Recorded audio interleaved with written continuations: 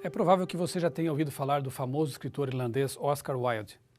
Tendo sido criado em uma família cristã protestante, Wilde demonstrava ser alguém dotado de várias habilidades intelectuais. Era dramaturgo, poeta, crítico e um escritor prolífico. Com menos de 30 anos, já havia ganhado diversos prêmios de literatura grega e latina.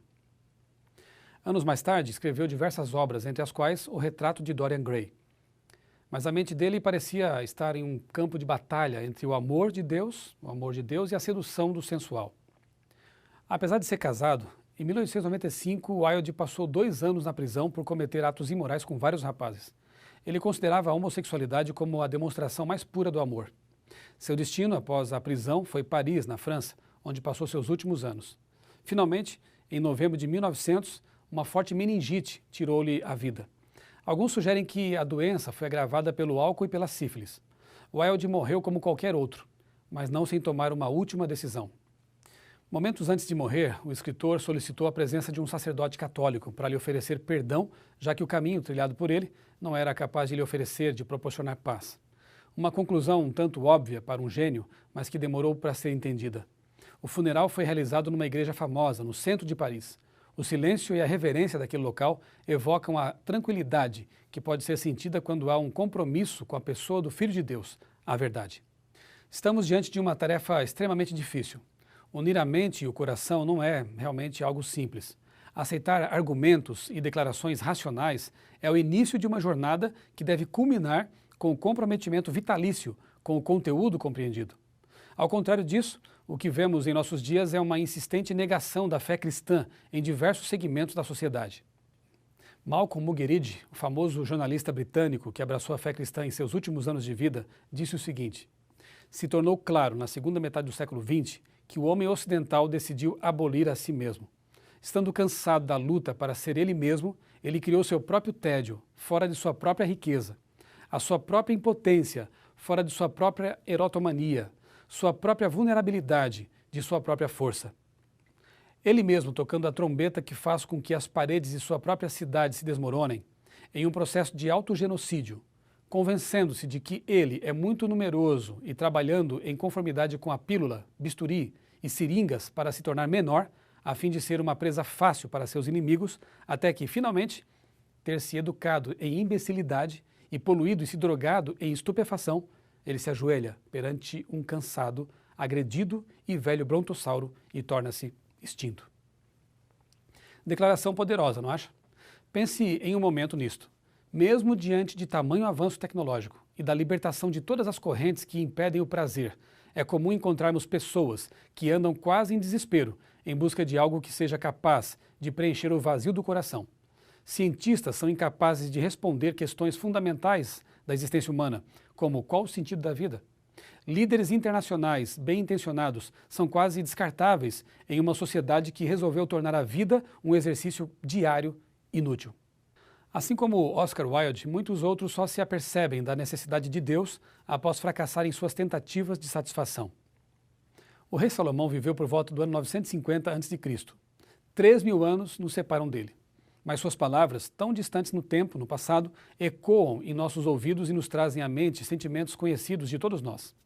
Em seu livro Eclesiastes, 70 vezes ele utiliza a palavra vaidade, tradução do hebraico rebel, cujo significado tem que ver com vazio, nulidade, neblina. É assim que ele descreve a busca incessante pelo conhecimento, as riquezas, os prazeres, o trabalho, entre outras realidades da existência humana. Conhecido como o livro mais depressivo de toda a Bíblia, Eclesiastes reflete um momento específico da vida de seu autor. Ao começar a estabelecer alianças políticas com povos ao redor de Israel, por meio de casamentos, Salomão se afastou o coração dos princípios divinos. Seu harém chegou a ter 1.000 mulheres, e ele prestou culto aos piores deuses cananeus. Quanto mais o reino se expandia, maior se tornava o abismo no coração do monarca. Absolutamente nada produzido por mãos humanas ou sentimentos resultantes de prazeres carnais seria suficiente para preencher o rebel, o vazio em seu íntimo. Uma vida oscilante entre o tédio e o desespero seria o destino do rei. Refletindo sobre sua própria experiência, Salomão faz uma das declarações mais profundas de toda a Bíblia. Deus colocou a eternidade no coração do homem.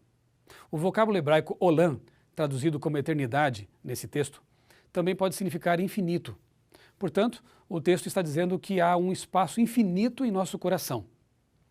A sede de significado e propósito para a nossa existência não será saciada enquanto evitarmos olhar face a face aquele que nos chamou à vida. Oscar Wilde descobriu isso tarde demais. Foi o famoso escritor irlandês C.S. Lewis quem escreveu o seguinte: as criaturas não nascem com desejos a menos que exista satisfação para eles. Um bebê sente fome. Bem, existe uma coisa chamada comida. Um patinho quer nadar. Bem, existe uma coisa chamada água.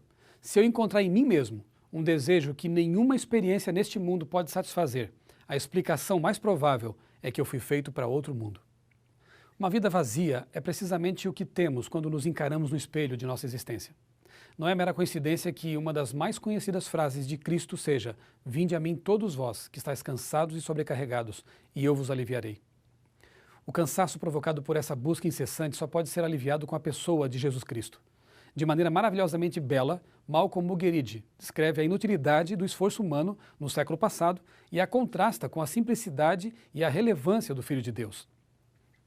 Ele disse: nós olhamos para trás na história e o que vemos? Impérios se levantando e caindo, revoluções e contra-revoluções, riquezas acumuladas e riquezas desperdiçadas. Shakespeare falou sobre a ascensão e queda dos grandes, que vão e voltam como a lua. Eu ouvi um louco austríaco anunciar ao mundo a criação de um Reich alemão que duraria 1000 anos. Eu já vi um palhaço italiano dizendo que o calendário reiniciaria a partir de sua própria ascensão ao poder. Eu vi a América mais rica e com mais poder militar do que o resto do mundo. Se os Estados Unidos tivessem desejado, poderiam ter superado César ou Alexandre em suas conquistas. Hitler e Mussolini estão mortos, lembrados apenas com infâmia. Stalin é um nome proibido no regime que ele ajudou a fundar e dominar cerca de 3 décadas. A América é assombrada pelo medo do término do precioso óleo que faz as estradas barulhentas. Tudo isso em uma geração. Tudo isso em uma geração. Tudo levado pelo vento. Por trás da poeira deixada pela queda de nossos super-heróis, permanece a gigantesca figura de uma pessoa. Por causa de quem, por quem e em quem, e através de quem, a humanidade ainda pode ter paz. A pessoa de Jesus Cristo.